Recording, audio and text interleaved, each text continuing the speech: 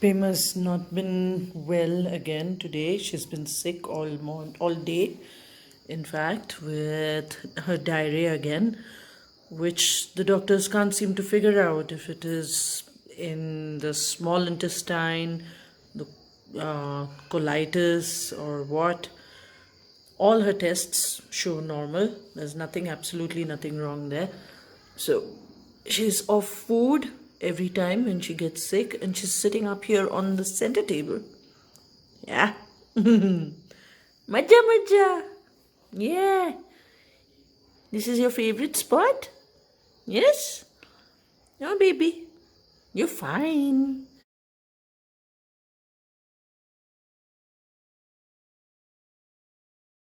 My 5-year-old Lhasa Apso, Pema, has been suffering from diarrhea almost regularly since June of 2019. That's more than 6 months. I recently figured out that what she has could probably be Giardiasis. Now, how do I know that and why do I know that? Find out in this video. But before that, hit the like button below this video. And if you're new to the channel or if you haven't hit the subscribe button as yet, please do click on the red button below this video. So recently I came across a video on a YouTube channel that I follow. This is a veterinary doctor from America. I don't think he's associated with any hospital right now though.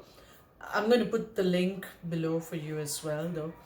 But he was talking about various kinds of worms and stomach ailments in general.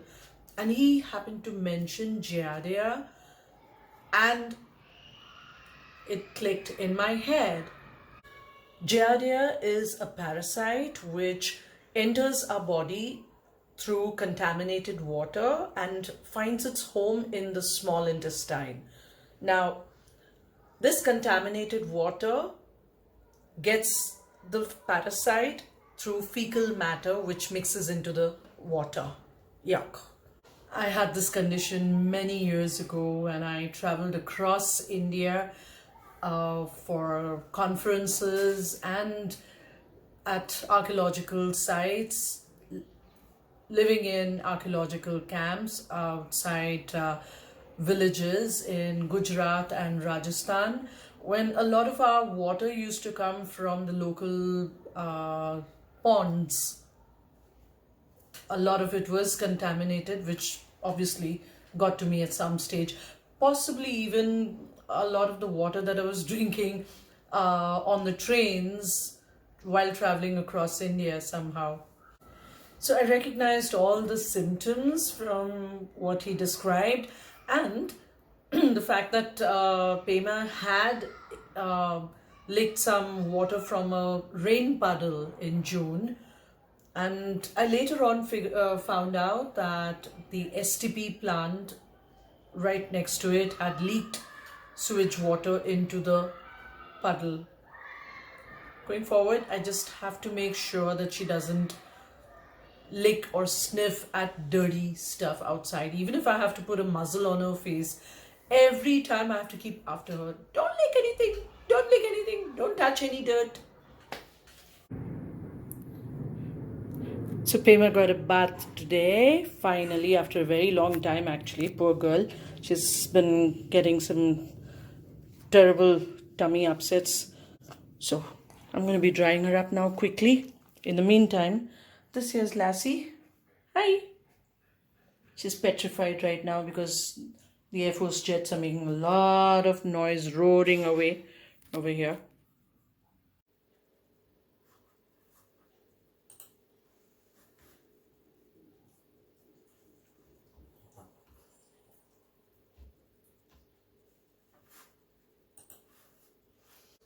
Parasitic diarrhea, Giardiasis. Okay. PetMed is one of my favorite websites for pet-related issues.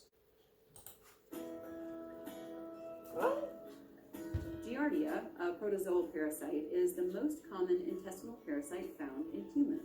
Dogs develop the infection by ingesting infectious cysts that are shed. It's the last cup, so the contamination can be from. I've looked at 3 websites over here. This is PetMed, or PetMD rather, Kingsbrook Animal Hospital, and VCA hospitals. All 3 hospitals are amongst the top vet hospitals, veterinarian hospitals in the USA. All of the science is given on these websites. They all say the same thing, absolutely. So there's really not much to differ from what they talk about. I'm going to give the details in the description below this video. I won't go into much detail over here. Hey babies. Hi. What happened? You missed Mama? Oh. Hey Lassie, I'm here. Yep. Hey. Oh. So while her vets have run a battery of tests, from stool test to blood test, even a chest x-ray. Those kids are noisy out there. Anyway, so the chest x-ray, of course, to negate the possibility of her heart condition causing diarrhea. I don't know. So if Giardiasis, that's the condition, if it is caught early, at an early stage and treated immediately, it can get out of the system. That's it. But if not, then it can become chronic, like it did in my case. I had it for at least 3 to 4 years, I think. I don't want Pema to go through that. So I'm just hoping I can help her get rid of it ASAP. Okay, look what Lassia has done over here. This little girl, they both, of course, want to come and take biscuits from me during my chai time. And look what she's done here. She's hidden hers here under this box. And she wants to eat it when she's hungry. Eh? Isha? When it's your snack time, just make sure Pema doesn't come for it. So the care that's required now in the diet, at least, is a lot of probiotics. So she gets a lot of buttermilk, Lassia too, and they love it, absolutely. That's the good part of it. But I'm also adding a lot of new food now. I've weaned her off the dry kibble food, which is a veterinary diet she's been on, gastrointestinal diet. But I'm bringing it down to home cooked food now, homemade food. That's a recipe that I shared in the previous vlog post. If you missed the recipe for the homemade dog food, then here's the link for it. Besides the food part, I'm also doing holistic treatment for her, which includes homeopathy. And that's actually working, really working well for Pema and Lassia too, besides me, of course. So I'll put in a few more links on Giardiasis, everything that I've found out.